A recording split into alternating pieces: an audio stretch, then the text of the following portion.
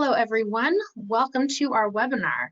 This webinar is presented by the Clean Energy States Alliance as part of the Scaling Up Solar for Low and Moderate Income Communities project.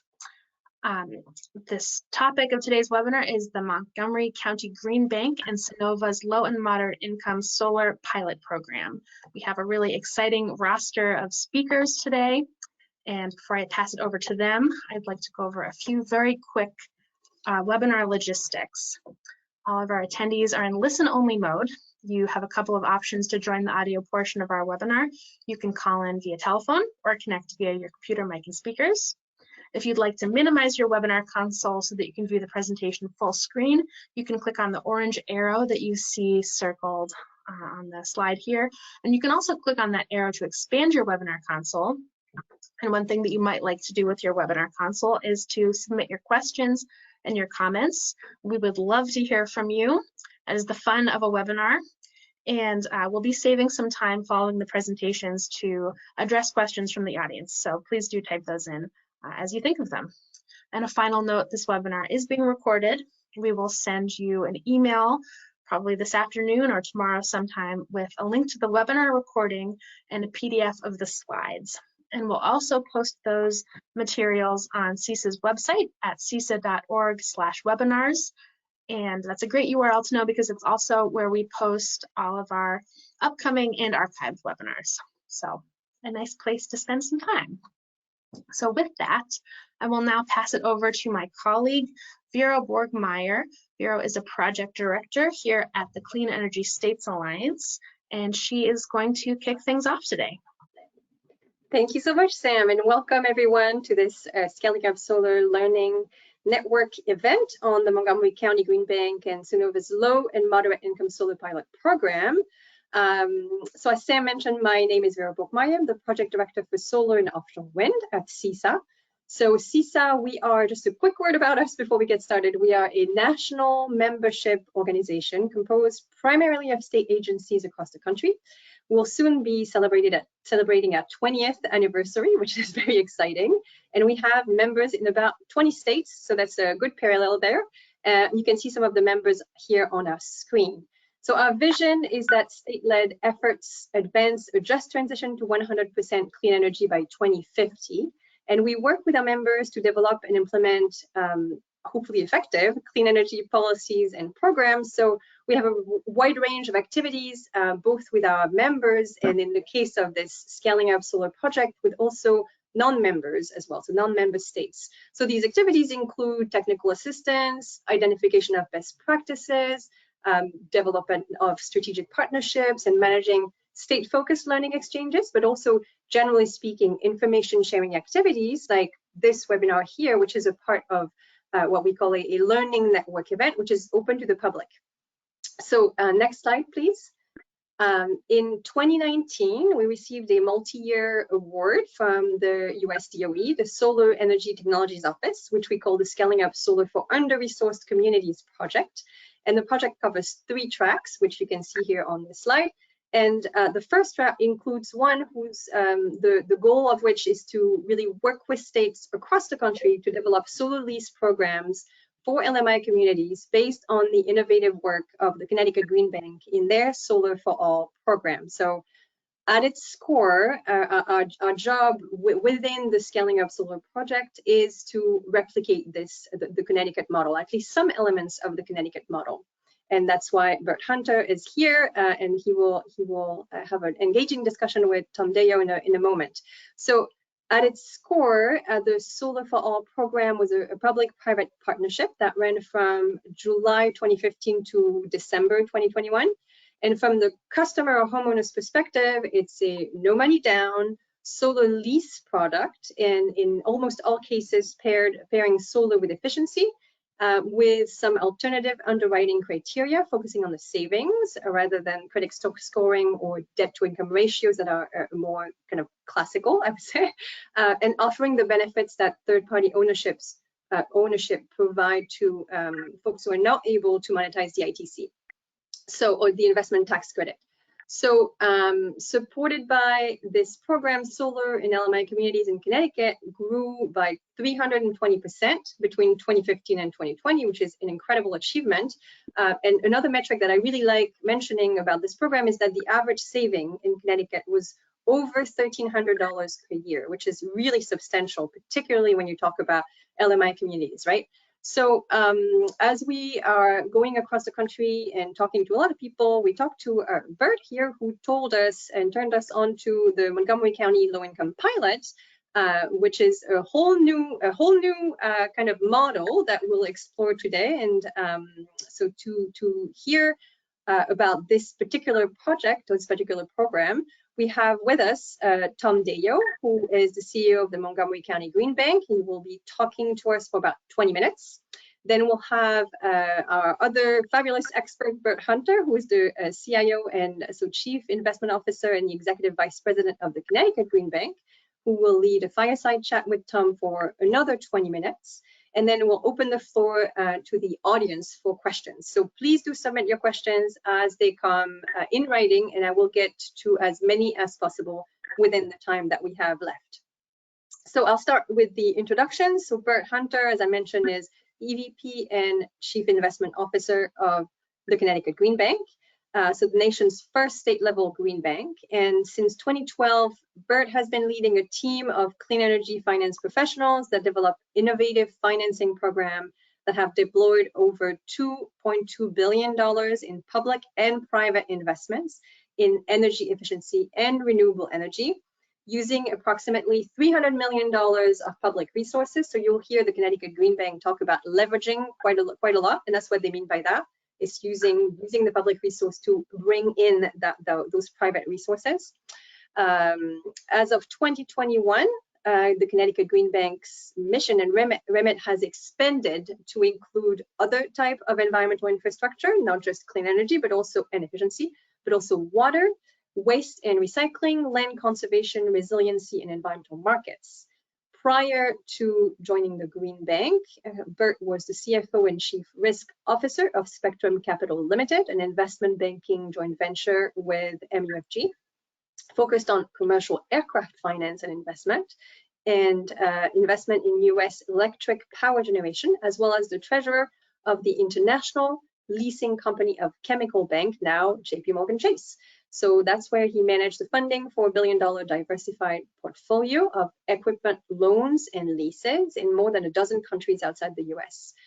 He received his MBA from the Wharton School at the University of Pennsylvania and is an alum of and former trustee, of Wake Forest University. So welcome, Bert, and thank you for being here. Tom Deyo here, who will be our first speaker, is Chief Executive Officer of the Montgomery County Green Bank. So he joined the Green Bank in June 2017 as the organization's first CEO to support its mission to accelerate affordable investment in clean energy for the benefit of businesses and residents of Montgomery County, Maryland. The Green Bank has focused its initial efforts around commercial and industrial properties, single-family owned homes, affordable rental housing properties, community solar, and commercial solar in partnership with a whole slew of capital providers, including community banks, private capital providers, CDFI, and credit unions. So the Green Bank, is principally funded through resources provided by Montgomery County.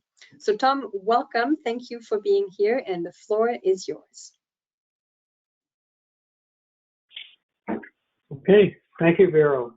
Greatly appreciate being a part of this, and certainly appreciate being part of the educational webinars that Clean Energy States Alliance puts out. I've participated at least as one attending those over the years and learned a lot from them. So I'm grateful for the chance to participate in this, and I'm also grateful for joining Bert Hunter on here, who's a leader in the Green Bank world and has delivered a lot of novel and unique and interesting structures that we all emulate as we sort of work in the area of green banks. So I'm Tom Deyo. As Vero said, I'm the Chief Executive Officer of the Montgomery County Green Bank. So if we go on to the next slide, I'll just sort of summarize what the Green Bank is. So For those maybe not familiar with green banks, we're nonprofits in various forms. We're a 501c3 nonprofit. We were actually chartered by Montgomery County, Maryland, back in 2016 to function in a green bank and to operate in the clean energy marketplace in Montgomery County, Maryland. We're not a bank, we're a green bank. I'm sure most of the people on the call here recognize what that is. And we play various roles of supporting other financial partners to enter the clean energy marketplace by providing credit enhancement or partnering with them to basically de-risk the marketplace and leverage the funds that we get into a multiple of resources for the county. The county provided us at the beginning with about $18 million of capital, and we were to take that and turn that into 3 to 5 times more money of investment in Montgomery County, Maryland. We've burned through a good portion of that, and just this year, Montgomery County, Maryland has increased its investment in us at about $18 million a year. So we're going to take the effort that we've put into play and make a much larger result here in Montgomery County, Maryland. As I mentioned, our job is to accelerate that investment in clean energy, renewable energy in the county. But most importantly, when you look at our mission isn't just about clean energy and investment. It's actually to make sure that we would invest in an equitable and inclusive way in the county. Our mission statement reflects that. The work we've been undertaking has a particular focus to make sure that we are making our products available throughout the county and for all the populations in the county. And the presentation today will focus in on one specific effort that we did to advance more renewable energy uptake within the low moderate income community in the county for those that were homeowners in the community here. So as mentioned, we take our money and we find ways to build relationships with financial partners. And I'll go through a moment here the variety of ways we've done that. And all that's all about making the county reach its goal of 0% greenhouse gas in 2035. So if we go to the next slide. So as I mentioned, we've been at this for a few years, and we're working on setting up a variety of products with a variety of partners to meet a variety of needs. So this didn't happen overnight. Each one of these has come on at a different point in time. We started with our commercial loan product, the second one there under the blue line, which we worked with community banks to deliver a product which we provided a credit enhancement. We basically stood behind the loans that were originated by the lender, and if they were to fail, we would step into that and make them whole. So that's one strategy for our work. And we began to then build on that as we continue to go out and talk to our partners in the community, both the lender partners, the contractor partners, and the end users who might be out there. So we went from the commercial loan. We then developed a product that was for homeowners of a similar nature, working with a credit union to deliver a home ownership product, as well as that included both energy efficiency, renewable energy. And then we went on to develop other products that we were actually a co-lender on in order to bring more of our capital in and take different risk approaches. And we went all the way down into actually supporting community solar. So at this point, we've got products for homeowners, we've got a variety of products for commercial and industrial, and we've done the community solar. And in each one of those, there's a piece of it that works in the equitable, inclusive nature. So on the commercial, we made sure that we had products that work with faith-based and affordable housing. The community solar was dedicated to low moderate income. On the homeowner one, we were a little bit shy of having something that would work for low moderate income households. And so we took a dedicated effort at going at that to try to create something that was very unique and special that those low moderate income households could partake. So I'll walk through with you here how we went about sort of figuring out what was needed and then the structures that we put in place, including that of Sunnova. So if we go on to the next slide. So this is what we set out. We decided to sort of put a goal on the table and then find our way through to putting into play the work that would help sort of deliver on that goal. So as I mentioned, our main goal was really to make sure that we were building an equity uptake in homeowner solar installers in the county. financing program that we had out there had a few that were in the low moderate income bucket, but not significantly there. So we wanted to make sure that we had something that was dedicated to that equity marketplace. And in this first goal, the pilot was to get to 100 low moderate income households that would be supported by solar installations through our special program. But the ultimate goal was not to sort of stop at the pilot, but to make sure we set up something that could be used more broadly by ourselves, but also more broadly across the country and the marketplace. In the GreenBank network, there's a lot of sharing that goes on. We certainly benefited from sharing of models and that we sort of built on. So our effort here was also to create models that others could take into their own marketplace. And on the right, you sort of see the timeline. We started this all back in December of 2020, but we didn't want to just sort of run out with the program and say, here it is, everybody take it on. We actually wanted to make sure that we were incorporating the input of a variety of partners out there, stakeholders that have equity interest in there, contractors that worked in the marketplace, so that we were actually building a program that we felt was meeting what needs were that were being expressed and how others felt we should approach this marketplace. So we started this in December 2020, took over a year to sort of build out the program and then begin to build out the implementation of that program, and we only launched the program just this spring. If we go to the next slide.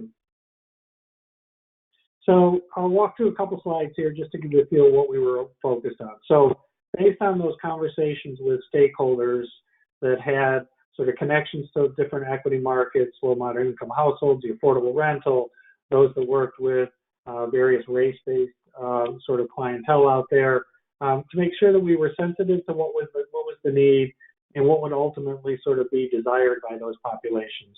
So first off, we want to make sure we hit a low moderate income component. That was already a given, but it was clearly stated that we want to make sure this hit a particular population. And they recognized that subsidy was something that we had to think about in order to make the model work. So we looked at that in various ways for the program of where we might think subsidy or we could bring subsidy in. A third one was that they really felt that we needed to be thinking of protecting the homeowners, that these are vulnerable households, taking on excessive risk was something that had to be considered. How do we mitigate that risk? How do we deliver value to them so that the risk is managed? When we're looking at programs, particularly power purchase agreements, it was clear that what they've seen in the marketplace with escalator clauses in there and so forth was really not something that they felt was going to be comfortable to those households, and we should look for something that had some management of those escalator rates and something that related to the prevailing utility rates. They want to make sure that we had different alternatives for underwriting credit, so it wasn't just based on a credit score. And that they also want to make sure that we were looking at this at equity across everything, not just for the homeowners themselves, but for the homes that were being installed on, but for job creation and for who the business installers we were working with. And then lastly, they said it's not going to work unless you look at specific education, outreach, marketing activities to make sure that the audiences you're trying to reach are going to be understand what you're working on and how you get to them. The next slide. So the next piece was to sort of look at what installer feedback was. We went to the installers and said, what are you seeing? What are the issues that you're dealing with these populations? And so one of the challenges they put out there is that,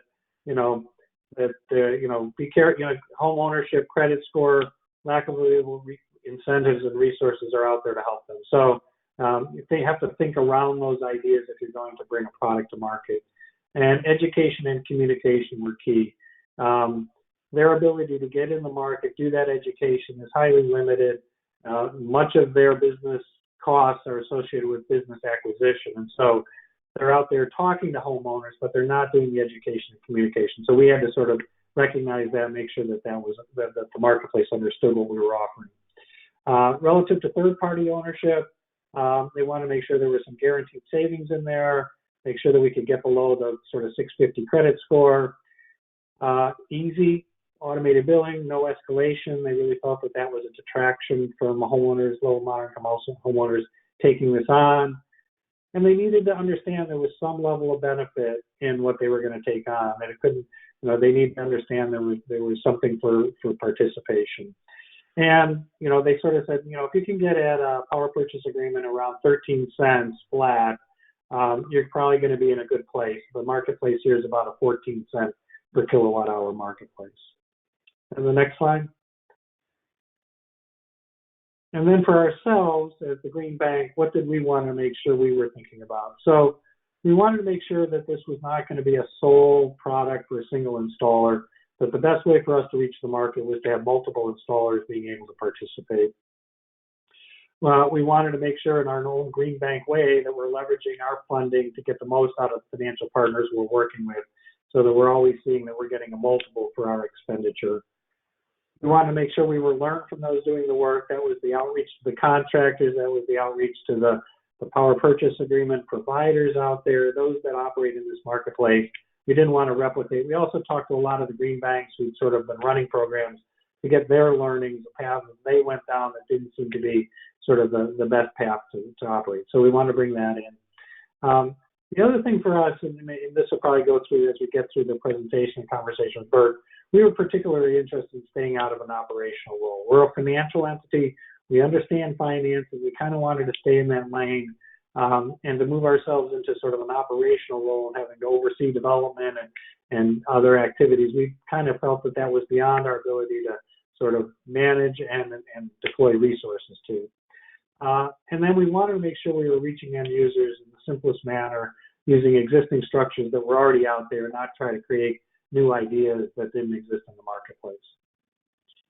All right, so the next slide. So we ended up with 3 program design elements from that we operated on. One, we termed the rental approach, which was sort of using a power purchase agreement as a way for homeowners to take it on with no out-of-pocket, on their part, and they could get benefits from it, but they're kind of not owning the system on their home. The second one was then the ownership model. Some households we felt probably didn't want to do the contract on their power purchase agreement, so we had an ownership model in which we looked at how we could monetize the SRECs to bring value in there, as well as we already had our lower rate loan product, so how we bring that in conjunction with that SREC payment. But a third piece was, how do we get it to market? We certainly could go out and do it on our own and sort of try to promote it, but the county was running a solar co-op program, and so rather than sort of go out and do it on our own, we really wanted to drive into that market, into that solar co-op, which households naturally go to. They sign up, and then they get sort of benefits of a co-op pricing. And we wanted to make sure our product was built and supportive of that as our first entry into the market. Not going to be our only one, but at least a start point for our entry into the market. And things we rejected, we rejected the lease from, we didn't want to get into the operating effort there. We also went against the idea that we were a grant maker. We didn't want to make grants to anybody, so we wanted to stay away from that. It has a whole level of decision making and that has to go with it. And we also wanted to stay away from just making this unique to a single installer. All right, so the next slide. So where did we end up? So we called our program Access Solar. It sort of encompasses all our activities, and that's how we try to convey to the marketplace a value add that we're bringing to the low moderate income community, and called it Access Solar. So the first activity we did was the power purchase agreement option. And we went out in the marketplace using a consultant that we brought on as well to sort of scope out, okay, who are the power purchase agreement providers out there, who might have ideas to sort of bring to the table for us to work with, on how we could sort of bring value through the work that they did, in which what we might be able to participate in could bring more value into the marketplace. We found a couple players out there of interest, but Sunnova was the one that stood up largely and said, we've been trying to enter this marketplace. We've had something on the horizon for some time. We didn't have an idea how we could get there. Your entry to us in terms of thinking about what we could do sort of moved us in a way that now let's find a way to partner and find a way to make this happen. They clearly had, a product. They had an interest in reaching the low moderate income community. Our ability to partner with them allowed them to sort of say, okay, we can manage some of that risk that maybe is perceived out there through our partnership with you and elevate our effort into the low moderate income community.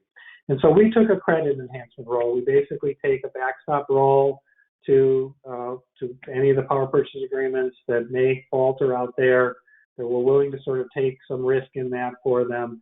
And through that partnership and through that risk alignment, they were able to bring additional options to the table that they might not otherwise have thought about. And so at the end of the day, the results we got was through a power purchase agreement. There's no out-of-pocket cost to the homeowner.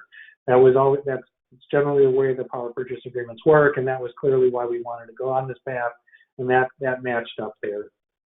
And then the options that Sunnova put on the table, and they went back and they thought about the sort of risk mitigation structure we put on the table. They came up with 3 options that they were willing to sort of put out there that we could offer into the marketplace. So it was a 25-year contract, and the 3 options were, one, they could get to a 5% plus discount to the current KWH, and they could stay with that, and a maximum 1% escalator or lower. So they could make it at the 5%.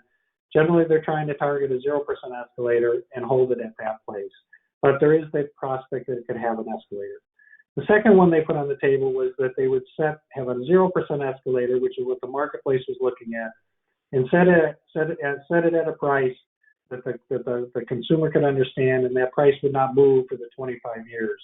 So in the marketplace today, where you're seeing utility prices escalating at 2%, I think in the future everybody's expecting those to even go higher. This option was going to say, no, we're going to hold that steady, and we're going to hold it constant for the term of the contract. And the third one, which they had on the shelf and they brought out, and they said, this is what we think that the marketplace is looking for, and where we think this program allows us to bring, is that they're willing to say, we'll present at a discount to the utility price that already exists out there. And for the term of the contract, we're going to stay at that set discount to the utility price. So if the homeowner is looking for a guaranteed benefit, that for the term of the contract, they're always going to see a benefit to the price of the KWH that the utility is charging. This one would say, we're going to set it, and we're going to match to that for the term of the contract, up or down. And so that allows for comfort for the end user to understand that they're always going to see benefit from that. And that's, I think, where our ability to participate with Sunnova was able for them to see that, the ability to sort of move in that direction. And in a normal power purchase agreement, they're bringing the same things. The Sunnova is going to finance, they're going to maintain the system, so the homeowner has no concern about sort of what they have a role to do. They just get the benefits of the contract. They can transfer it to a new owner, or they can purchase the contract outright. And for the installers, they had no liability for the production. That was all going to be Sunnova. So for the installers, they didn't have to worry about a guaranteed production. They just had to sort of be there for the install and then honor the warranties. But they were kept out of the idea that there was vulnerability on their part for a change in production. So to the next slide. So, the Sunnova PPA, this is sort of their standard operate. They provide the monitoring, the diagnosis.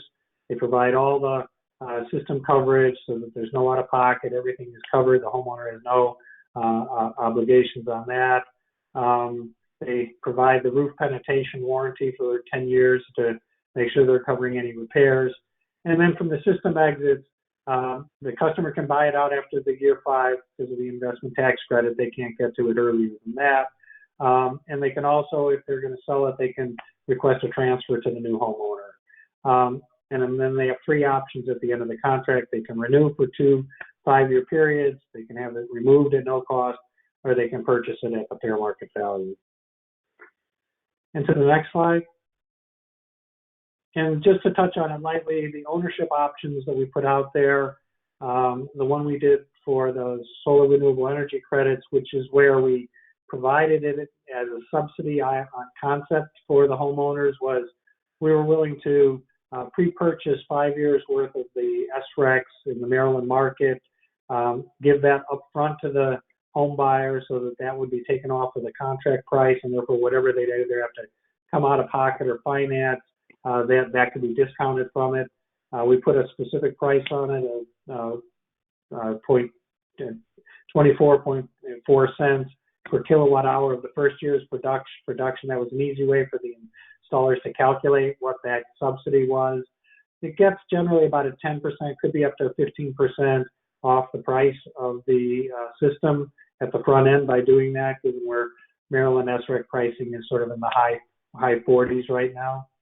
And then after 5 years, we return the SRECs to the homeowners and they can get the benefit from there on. So it was a way for us to capture it, do it for a limited period of time, and provide that benefit to the homeowner through that prepayment.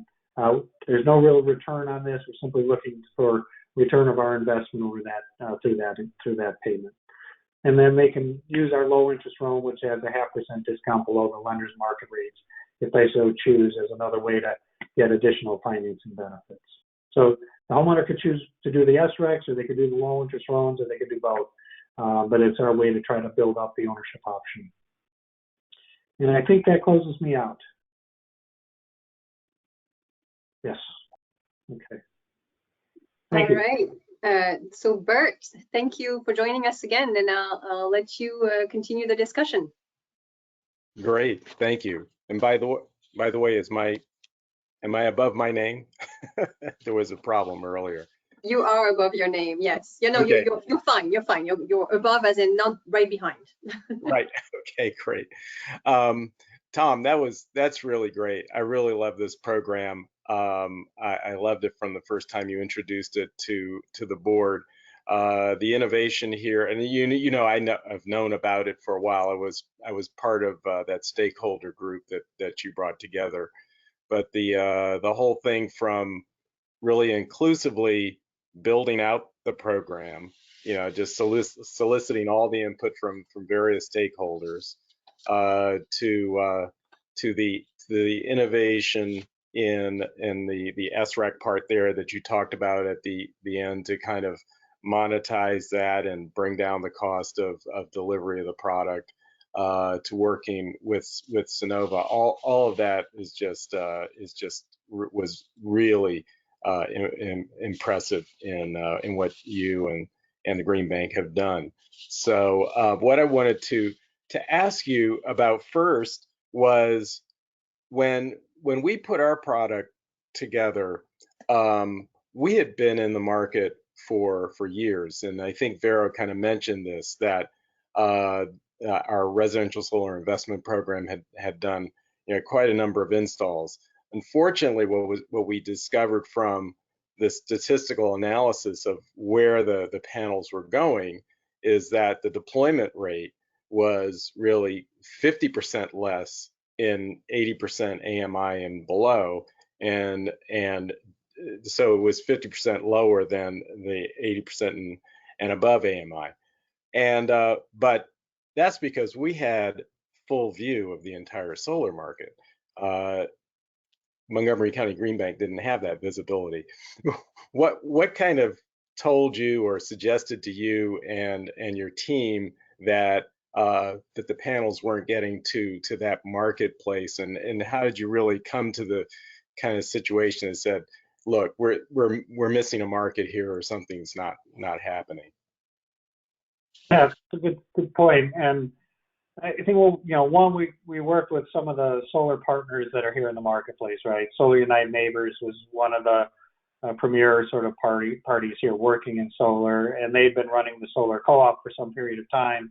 And I think what we were seeing from that is a lot of those who participated in the co-op were not from the low moderate income communities. They were largely being pulled in from the marketplace that understood what solar was, had the means to undertake the solar, but the understanding of the product in the low moderate income communities here was not as strong. And so we were hearing it from that. And then as we were working with our solar contractors with our loan program, as we had introduced it a couple of years ago, we were also seeing that most of the use of that was not within the low moderate income community. That the way their business model operates, right? They're high costs for them to do that outreach and to attract any type of a solar customer in, and they gravitated generally to marketplaces where they could find customers who might be willing to participate.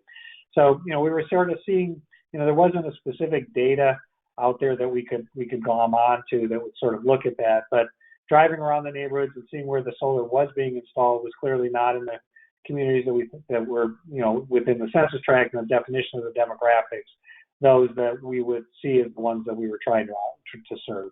That and what we were hearing from our stakeholders and from the solar installers. Right. So where we ended up in our product, shifting to the product side, we ended up with a lease product. I mean, we ended up with a partner, Posigen. You know, the process that we use sounds like it was similar to yours, and I guess you issued an RFP to kind of get the word out. We did as well, and then we ended up with a lease product. The lease happened to be a product that Posigen was offering in their first state, Louisiana. They came up to the Northeast, and Connecticut was their first jumping off point. We were familiar with the lease because that was a product we offered when we ran the solar lease program, which, as you mentioned, that was not the way to go. You know, a full-scale operational program, but so we were familiar with the lease and the benefits of that. You know, being somewhat simple. You know, your payment is constant. You don't, you know, for a non-escalating lease payment, constant payment and everything else. But you ended up with the PPA, which I think is a great alternative. You know, the issue with leases is that you have to concern yourself about the level of production. So you have, you know, yet another consumer protection issue to worry about. With a PPA, you don't. If the PPA doesn't produce, I guess, you know, then the customer doesn't pay. But how did you make those trade-offs in terms of coming out to your final outcomes there? Yes, you're absolutely on point with where the lease was. I mean, we looked at that and, you know, listening to the stakeholders and said, you know, let's not put the homeowners in a position where they're not seeing where the benefits are, right, or that they can't realize those benefits. And the lease has that, you know, you have a set payment and you make it, so you have a certain certainty about what your monthly payment is, but you have the risk of not getting all the benefits if in fact it doesn't produce what the projection was, right? So we had somewhat of a consumer concern that they would end up maybe on the wrong side of that at the end of the year when it was all trued up. On the PPA, we worried about the variability within the period, right? That your summer payments are higher, your lower payments can be lower, and therefore you run the risk of that. But the benefit is you only pay for that which is produced, right? So we had thought about some methodology of trying to marry those two through this, but it became a little bit complex. So we ended up just going with the power purchase agreement, recognizing that most households already are experiencing that utility change anyway, right? Their utility bills naturally fluctuate with the season. So we were sort of keeping in tune with where they would naturally sort of expect those variations to be, and this would just mirror that. But we went with the PPA largely because we wanted to make sure they were getting true value. They were paying only for that which the system would produce. Right. Now, when you ended up with Sunnova, you mentioned one other party. Were they both national names, or was it the other one a regional name or a local name? Yeah, it was a more regional PPA provider, and they were certainly interested in it. I don't think they could quite deliver the kind of optionalities we were looking for. Yeah, so we played with them for a while, but we couldn't get to closure that there was a real value add in terms of what the end product was going to be. Mm. Well, ending up with an installer, a national installer like Sunnova is definitely a home run. I mean, it certainly takes in things like installation quality and contractor assurance, puts that off, you know, to the side. You know, they're clearly well established, have been for, I think, more than 10 years. So you know, they're deeply established in the market. So, but I think you are also, what I don't want to lose sight of were the other protections that you were focusing on for the homeowner, which I think was what is important for, you know, any other green bank or any other state or municipality is thinking of bringing this forward. Some of those things were like the escalators and guaranteed savings. Could you say a little bit more about how that factored into your final product? So how we structured the credit enhancement drove a lot about where we were able to sort of see where we could get those benefits flowing through, right? To the extent that there was some sense that, if something didn't go right, that they could be protected from some of that, allowed them, I think, to sort of price it accordingly and bring those escalators or that pricing in line. So, we're not taking all the risk, right? We're not taking all, but it was enough of a sort of cover that it made it sort of feasible for them to think a little bit differently than how they might normally have thought about it. So, I think that's the strength of the Green Bank strategy, right? Which is, find out how far that needs to go, right, in order to sort of bring the benefits in, and that's where we were able to sort of find that place within that agreement with Sunnova. Back to the other question, I will also just say the difference between the regional and the national here with Sunnova is the set of installers that I think Sunnova is willing to partner with. As I mentioned, we didn't want to be with just one installer. We wanted to have multiple installers participate, and the Sunnova program was one that could be, one that was understood by many of the installers out there because they already had relationships with Sunnova, and Sunnova wasn't thinking it had to be a one-to-one relationship. I think of some of the other regional or other PPA providers, they had a certain installer they were working with and kind of had to lock into that, right? So I think this allowed us to take a program and let it grow to the installers who want to use it within the market here. How long do you think it's going to take for the? 100. It's 100 homes, right? Right. So how long do you think it's going to take to get there? So we're hoping it's a 2-year pilot, right? We launched it now so that we get sort of the first 50 or so. It's just launched. It's just in the marketplace. We've got it within one installer. We're looking to grow that to the others. We need to, get it along. And so it'll take a little while.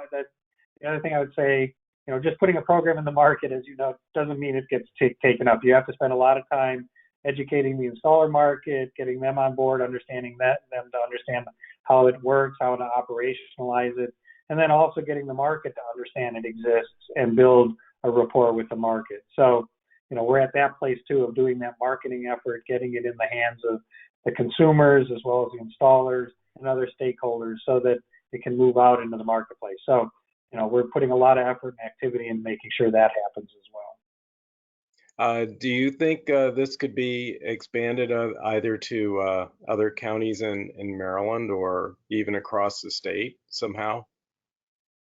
I certainly think Sunnova has that interest at heart, and I think they've been sort of talking about it in more places. We're limited to working in Montgomery County, Maryland, but we clearly collaborate largely in our, with our region here, and we've been talking with, the other green banks that are working here as avenues as well. So yeah, this is not a Montgomery County, Maryland only program. The structure is available to others who might want to participate and reach their agreements as well. Great. Well, I hope you have the success that we had in our marketplace. We had to use a subsidy. We used an enhanced incentive that was paid to the third party owner, the Sunnova in your case, over a 5 or 6 year period, essentially like the SREC monetization that you're talking about.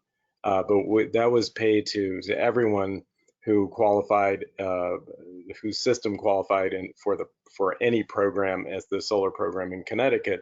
But if it was for an LMI customer, then it was increased substantially. And that was the tool that we used to attract Posigen and a couple of others to Connecticut. But it really paid dividends. As I said, the deployment rate was 50% below in 2014. By the time we got to 2018, the deployment level was 50% greater than the deployment level in the higher income tiers. So, it completely reversed the progress or the lack of progress that was being seen in that market. So So I hope you'll see the same result, and hope that you'll move from the 100 pilot to 1,000 home rollout soon enough. Yeah. Very cool. Yeah. Vero, are you there? I think we want to reserve some question time for. Fantastic. Yeah. So thank you so much for this engaging discussion. It was great to hear you guys talk. It feels like I'm a little fly on the wall, so that's really nice. So we'll start with kind of a foundational questions to make sure that we all understand what the structure is, right? Can you go over once more on over the difference in types and size of public support, depending on whether you're looking at the own solution and the rent solution? So those two sides is the role of the Montgomery County Green Bank the same in those two sides, or was it different? So the SREC one is really, capital that we're putting into the SREC purchases, which then turns into a payment to the installer to cover the cost of that purchase, right? And then we, from the SREC sales, we'll recover that investment, right? So, that we're looking at, we size that to work for about 100. So with the pilot's 100, but we size both sides of the pilot to be 100, right? We don't know which way everything will go. So that's a capital investment that we've set aside in order to support, 100 installs that may use the SREC purchase. Similarly, we set up a structure on with Sunnova that to cover potentially 100 PPAs that they may agree to. Unfortunately, I can't go into the details on what that agreement looks like because it's specific to Sunnova, but generally credit enhancements are a fraction of what the overall risk is in the portfolio. Okay, great, thank you. That's helpful. So Maryland has net metering. What would a change, because there's been across the country a wave of docket proceedings aiming at changing the net metering policies. I'm assuming that's also the case in Maryland, or will be the case at some point in Maryland. How would a reduction in net metering prices or tariffs, I guess, affect the situation of a homeowner that's enrolled in this program? So net metering has not had that conversation here in Maryland. It's just an opt here. So I think there's a pretty strong sense that that's here for quite a while. There doesn't seem to be the uproar about it as you see it in other marketplaces. And on the PPA side, that's sort of the risk on the Sunnova side in terms of what they're doing. And then on ownership, that's obviously a risk that any homeowner takes on. I don't think that's a risk so for parties taking it on now. I would say if net metering changes, that's going to be a market shifting one in a much bigger way than this program. Right? Yeah, definitely. So you mentioned going back to kind of how you started this effort. You mentioned the engagement of community members or community organization and installers. Can you tell us a little bit more about what activities you ran for them? Like what kind of engagement the Green Bank did? Sure. So for the stakeholders, we convened about 25 different stakeholder groups and parties to come to those conversations. And the first one was, hey, we want to put a program together.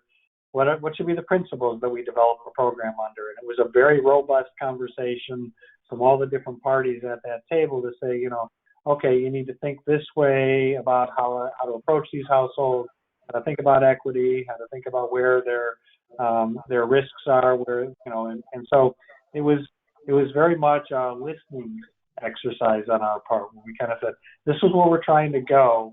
What are the things we need to consider? We brought that back, and then we circulated out a principles document and said, okay, is this what everybody thinks? And we got them back on the call again and said, okay, let's walk through this. Did we capture it right?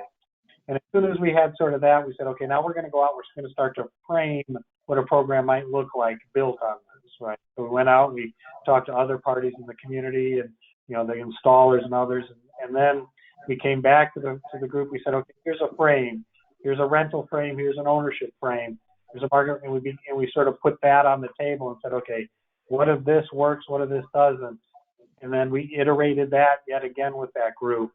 And at that point, we said, okay, after that iteration, we're going to now go out and start talking to our financial partners out there and really figure out how to turn this into a real program off of those principles and these principle designs. Worked that out, and once we sort of had a structure that seemed to be working with those partners, brought that back to the stakeholders and said, okay, this is what it's going to look like. Last chance, give us your feedback on that. Closed that out, and then came back to them one more time and said, okay, here's the final. Now we need your help in getting the word out, and employed them in terms of an outreach marketplace and help to advance the idea of what we're doing. So it was a series of sort of conversations with them to make sure, and it was very valuable. They, I think, very much appreciated it. At the end of the day, they kind of signed off on the program that we put together. That's great. So a follow-up on that, some of those design principles that you agreed on, first of all, I would love to see them if they're available to the public. If they're not, that's fine. But I'd love to also hear what kind of feedback you got from the installers on some of those early principles that you put out into the market. What some of the, maybe some of the concerns, some of the things that they were excited about. So I'd say the largest, and I wouldn't say it was feedback on what we were doing. It was, okay, if you're going to bring something out, make sure that it operationally fits within how we do our business, right? So that don't go down a path that would look like it's going in a different way than how we do our business. And so it has to kind of fit within their flow, how it is that they work with customers, how it is they set up contracts, and how they actually get their funding, right? So so I'd say the biggest thing was don't create something different than how we operate today, and then also work with partners that we know.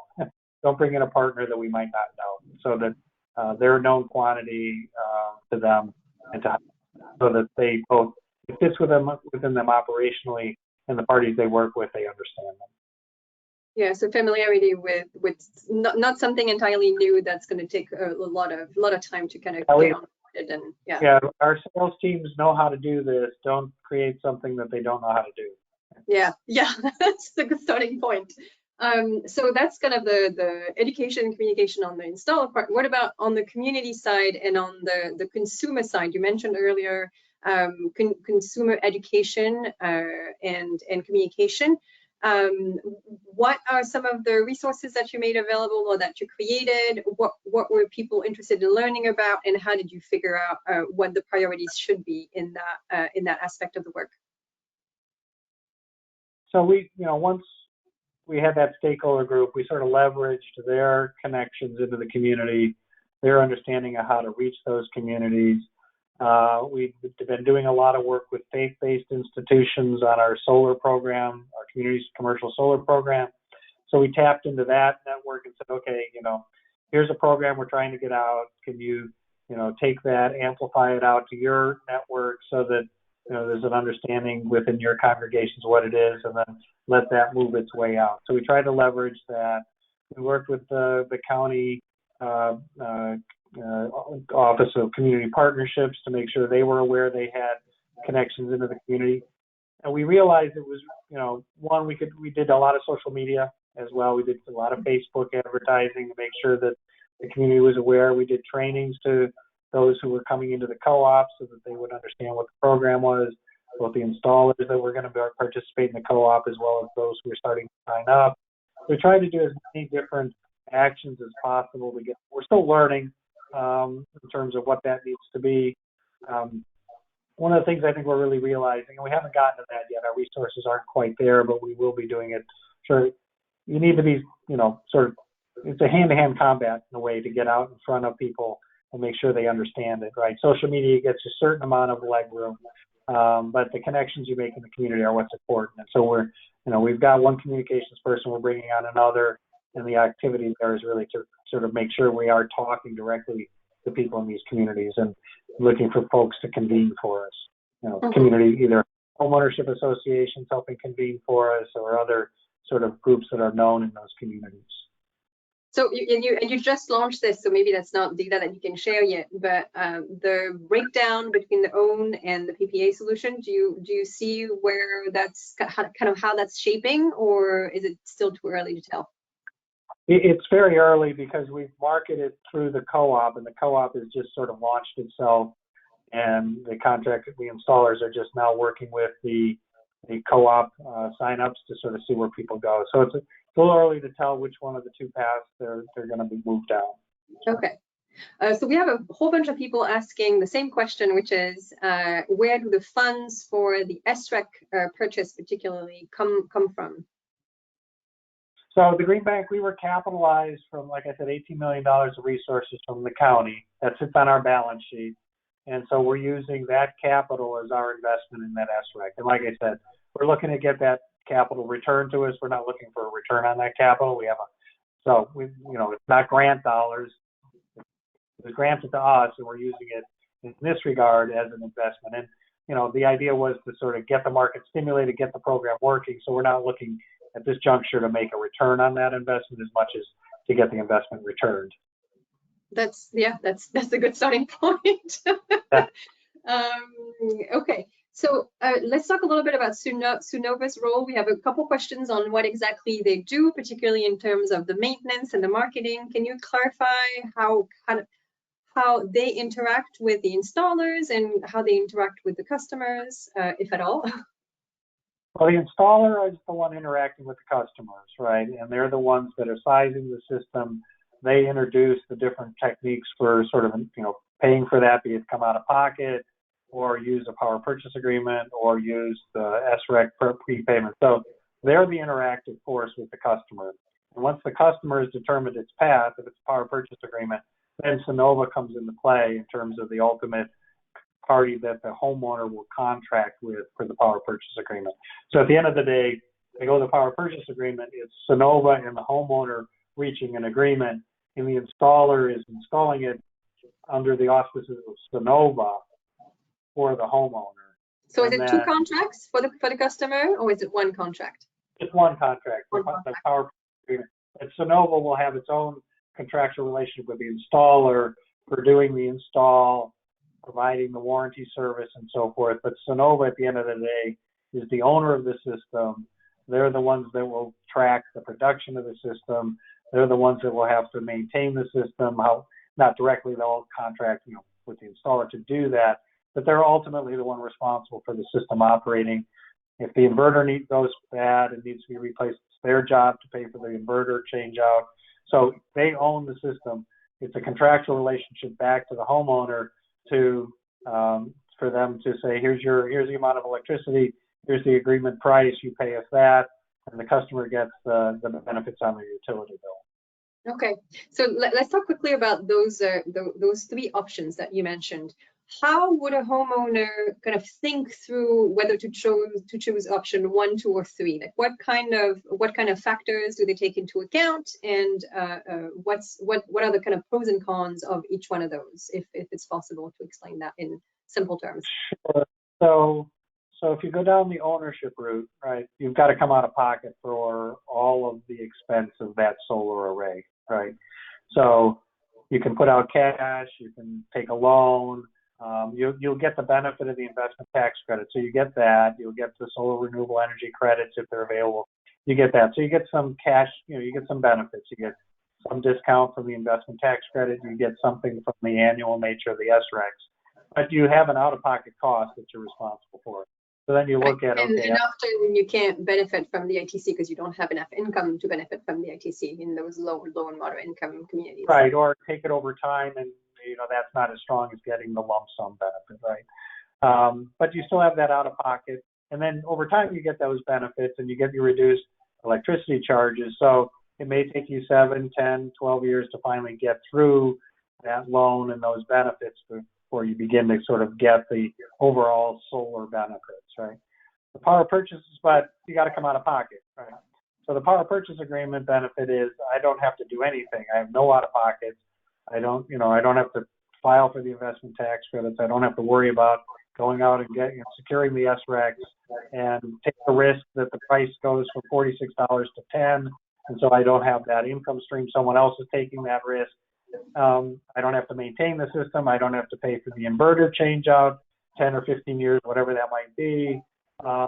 And I get a utility price benefit. So I get some benefit of this model that I accrue. I get them, but I don't have to come out of pocket at all. So it's the tolerance of the owner. What are they trying to achieve? I'm going to live here for a while. I want operating cost benefits by having lower utility costs, and I don't want to put a dime out for it. Okay, so so it's really about in terms of if you're choosing between the options with the price options within the PPA, it's really choosing your own risk level and deciding what you're betting on, whether you're betting on the price of electricity going up, the price of the net metering maybe changing, or any of these things, right? Yeah. Right. Okay.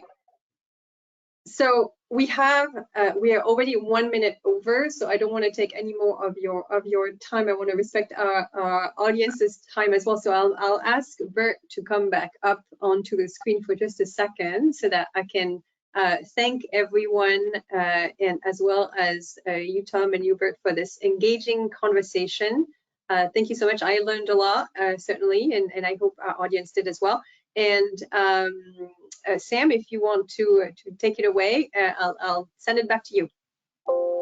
Thanks, and thank you, Tom, Bert, and Vero, for a really great webinar, and thank you all who attended. You can learn more about the Scaling Up Solar for Under-Resourced Communities project at the web address on your screen. And you can also learn more in our upcoming webinar, which you can read more about on your screen right now. This will be on the energy storage supply chain. The webinar will take place next Thursday, and you can read more and register at CESA.org/webinars. So as we mentioned at the very beginning, this was recorded. We'll send you a copy of the PowerPoint and the recording, and we'll get that out to you soon. So thank you all, and we will hopefully see you at the next one. Bye, everyone. Thank you, Sam. Thank you. Thank you, Tom. Thank you, Bert. Thank you, everyone. Have a good one.